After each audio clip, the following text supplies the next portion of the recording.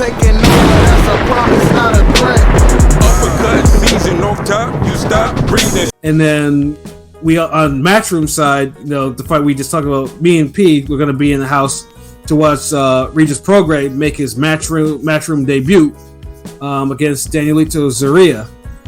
Before it was Liam Paro as in terms of the for his original opponent until Paro got an injury, and then Zorrilla, who's managed by Miguel Cotto, kind of like, okay, you know what, I'll step in for that fight.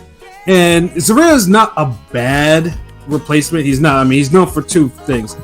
He lost to Barboza in a competitive fight, and then he KO'd Pablo Cesar Cano in 2 rounds, pretty brutally too. So those are his two fights that he's known for. The first half of the Barboza fight was kind of competitive, Yeah, it was competitive. It was a good fucking fight too. It was a good fight. He took over in the end though. Barboza took over like in the late rounds. He kind of just lost that. So it's like Zorrilla. He rocked him a couple times. I forgot who got rocked. I know Barboza got rocked or he got rocked bad. I remember that. I think both of them did. You think Barboza got rocked? Yeah, well, I mean, Zorrilla has power. Like, there's no question. Like, Zorrilla can actually punch. He's Puerto Rican, right? This guy? Yeah, he's Puerto Rican. So it's he's Rican. So I mean, it should be. I mean, Prograis and Zorrilla is a good fight because, I mean, honestly, most people think Prograis might be the favorite, and I wish I had my phone here because I was like, you know what? Let me go.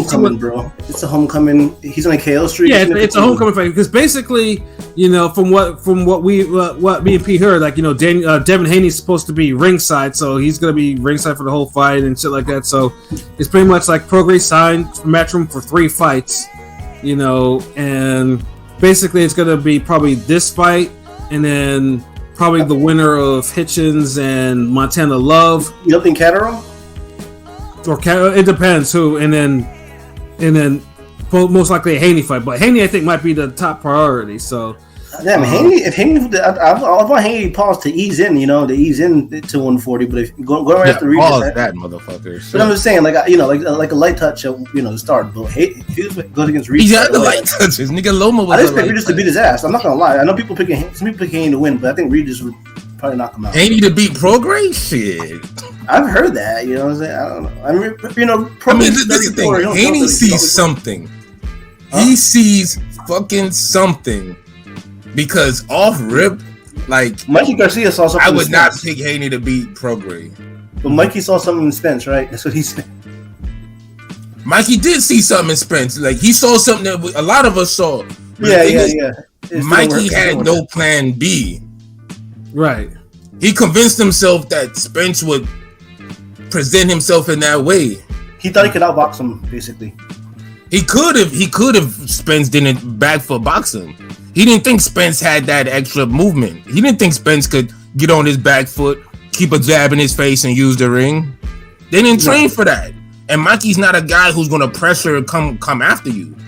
Right. If that was maybe Orlando Salido and Spence, then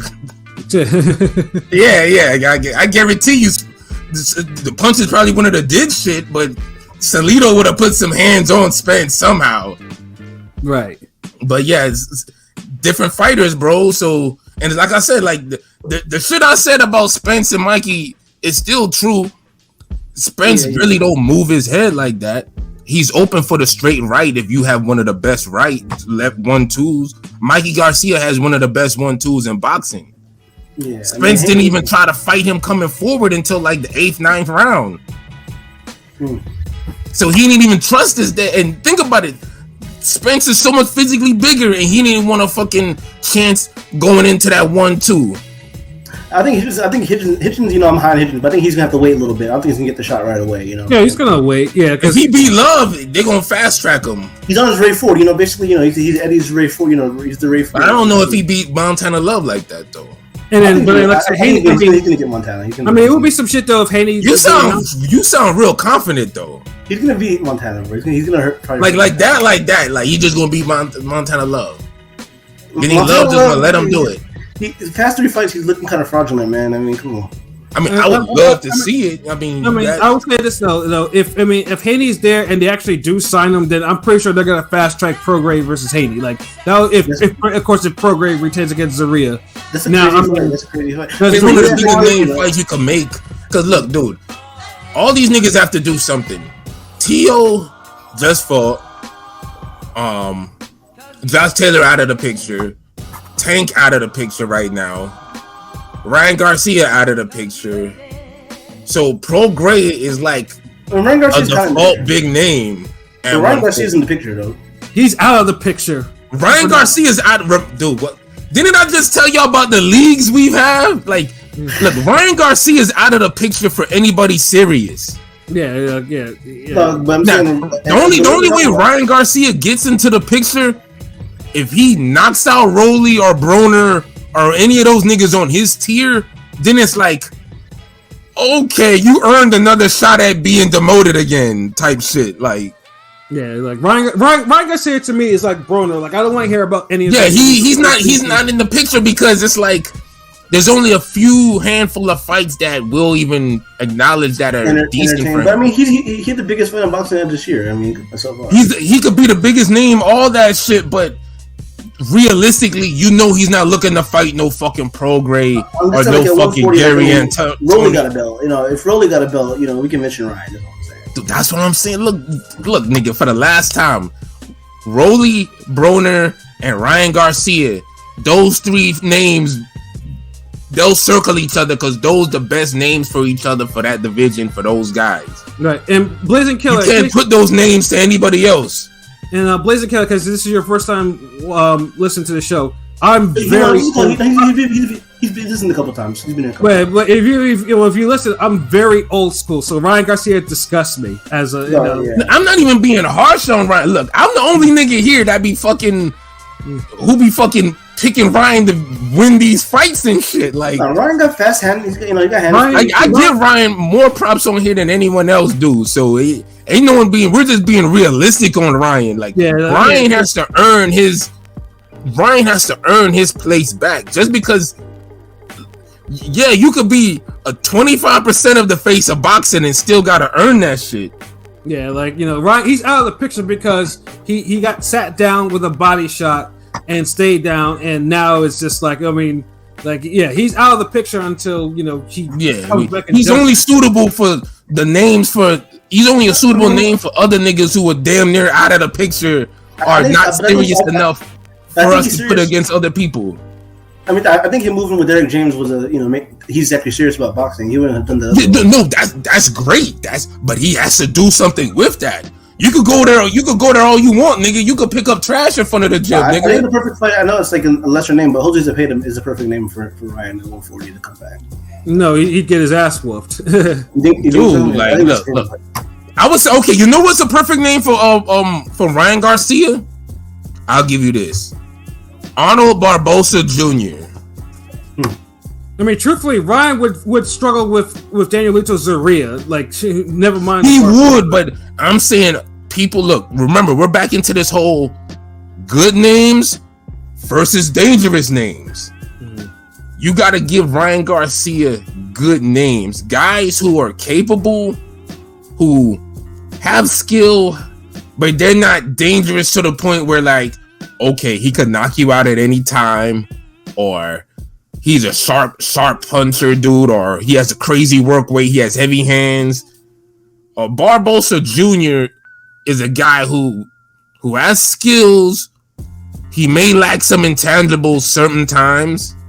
He'll give you enough hands, but he hasn't been looking that great himself. Right. So it kind of gives him an incentive. And he hasn't gotten a big fight. But he would a win over Barbosa Jr., who's also undefeated, kind of legitimizes Ryan Garcia and Derek James, the union. Mm-hmm. I think that, and if Barbosa Jr. were to beat Ryan Garcia, I don't think he's gonna just kick Ryan Garcia's ass and give him a type of career-changing beating, although it's possible. Because I mean, I look at Saucedo. Yeah, it's absolutely possible. Yeah, Saucedo. But then Saucedo kind of brought it on himself too. Yeah, and try to be nice about it. Like, you know, I hate to see anybody who love boxing like that have to leave the game not on their terms. So my heart go out the dude. But we're just being real. That was messed up when ESPN was showing him with the interview after, and he was like, they were zooming on him crying and shit. Yeah. I mean, that's hard. He was a fun fighter. He was a fun fighter. He was like the Barrios the top rank at 140 back in the day. I don't know. But it's levels in this game, man, and the defense is. I always felt like a guy like him would like move up and fight. Yeah, Top Rank has a history of dirty cameras. They do a lot of dirty cameras. They're doing that bullshit. Yeah, they doing that. But I mean, okay, besides Arnold Barbosa Jr., I don't know who else is a realistic, good, winnable, quality fight for Ryan Garcia. You could have him fight Gesta or something, or Jojo Diaz even. At 140? They move up to fight Ryan. It's not gonna prove nothing though. Thank you, Pat.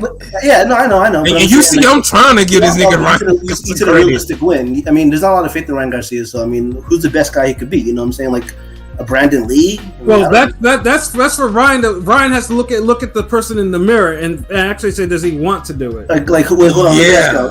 Ryan, who win? Ryan Garcia or Kenneth Sims? Come on, pilot. Come on, stop this. Nigga, stop, dude. Stop this. You're high. Stop this. Yeah, high. Yeah. I would give him more of a shot against a Brandon Lee than damn Kenneth Sims. Kenneth Sims too polished for Ryan Garcia right now. Yeah, he probably tapped that ass probably. Yeah, no. Nah, nigga. Stop. Yeah, this is why Ryan Garcia is. Yeah, he's out of the picture for now. Like, you know, because he has to. Yeah, he has to figure it out a little bit. Because look, if they go, say for Pat, like say if they go the Gesta route and say, look, we want to get him a decent, we want to get him a win where Ryan Garcia gets his confidence back. We work on a few little things, and then we get him against another quality guy, real quick turnaround. If that's the mentality, cool. But if you're trying to milk this nigga, then nah, then that's no. But if y'all saying, look, have him fight a Gesta, get a quick win, you know, just to get it going, and knowing that you're gonna fight a Barbosa Jr. afterwards or a guy on that level, cool. But if not, y'all just gotta figure it out. But yeah, no, everyone's picking Prograis by KO, right? Yeah, Prograis. I'm sorry, we got off tangent a little bit. I kind of want to see the first round just because it's the homecoming and he's gonna be lit, and you know. No, he's not gonna knock him out in the first round. I know. This is the real quality. I'd say like a fifth round knockout. Yeah, Prograis should get rid of. I'm thinking it's gonna be 6th round for Zorrilla. And keep in mind, Zorrilla has never been knocked out before. He's actually pretty tough. I don't know, man. You know, but Prograis does get cats out of there. Like he does get them out of there. So it's like, the way he fucks Zepeda up. Come on, man. Yeah, I mean, the last time Prograis went the distance was when he fought Taylor and he lost that fight. You know, I mean, allegedly. 34. You know, like him and Crawford back in the 34 would be a little old, but you know, he looks like he got a lot left in him. You know. Yeah, no, Prograis trains, so that I'm not even worried about that. But Prograis, that's somebody who, like, you could tell Prograis loves boxing though. He's just naturally gifted as a boxer, you know. I mean, honestly, that's true too. But yeah. I said 6. Someone said 5. LB get Prograis 7. P. I'm gonna go 9. Okay, I'll say because Zorrilla actually has somewhat of a chin. That's what I said. Like he's pretty tough. He's tough. He's kind of durable, but I think he'll get tired. He got tired out in one of his fights before. I can't remember which fight, but like he was like kind of getting. I think the Barbosa fight. Yeah, I don't remember. I think it might have been the Barbosa fight, but I think he did gas in that Barbosa. His stamina, like once he gasses, then Prograis gonna get him out of there. So I think Barbosa has the ability to carry you fast, but it's like Prograis could do that too, and he hits harder. Yeah, Prograis to 8, Zoo by decision. Zoo by Prograis in 8. Okay, so yeah, I mean, it should be a good fight.